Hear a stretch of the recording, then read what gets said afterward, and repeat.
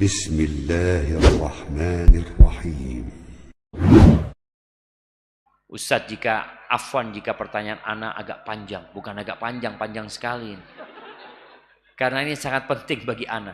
Ahsanallahu ilaikum Ustadz.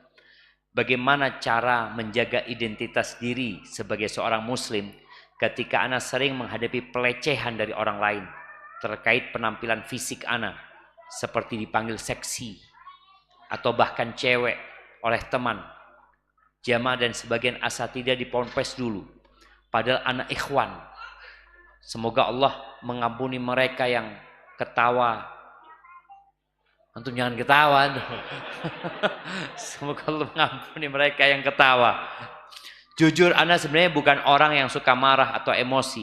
Tetapi karena pelecehan seperti itu, ana merasa perlu berbicara tegas kepada siapapun yang bersikap tidak hormat, baik mereka yang melecehkan ana di ponpes dulu maupun siapapun dan dimanapun.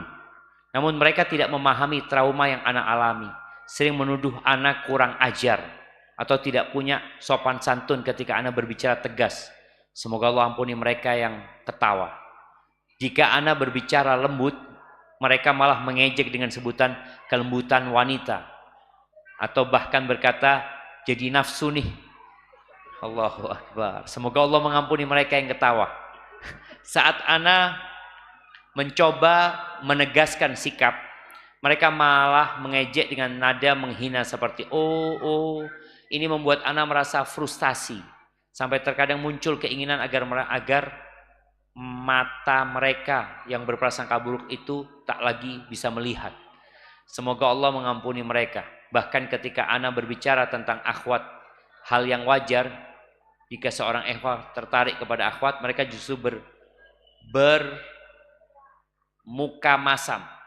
Ana sudah paham bagaimana pandangan nafsu ikhwan kepada ana, karena ana bukan seperti akhwat yang tidak merasa dipandang nafsu oleh ikhwan. Apa nih jemaah? Bagaimana langkah yang tepat untuk menetapkan batasan menghargai diri sendiri dan menghadapi mereka yang tidak menghormati di lingkungan sosial, karena ana khawatir kejadian seperti ini berulang di kampus ini.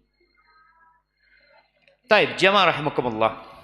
Sepertinya ana pernah mengalami masalah yang sama. Ana dulu waktu masuk pondok, ana itu pernah sakit hati. Ketika ana lagi sampai hari ini ana ingat ya. Ana ingat orangnya, tempatnya dan waktunya.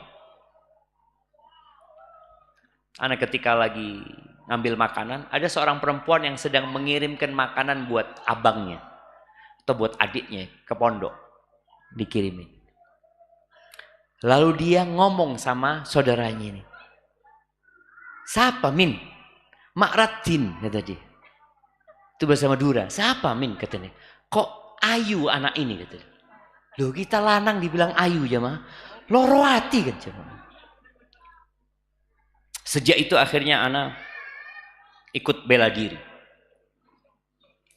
Iya, artinya tadi bicara jati diri, ana harus menunjukkan ana ini laki. Ana ikut bela diri, ana ikut lomba, ana fitness, olahraga.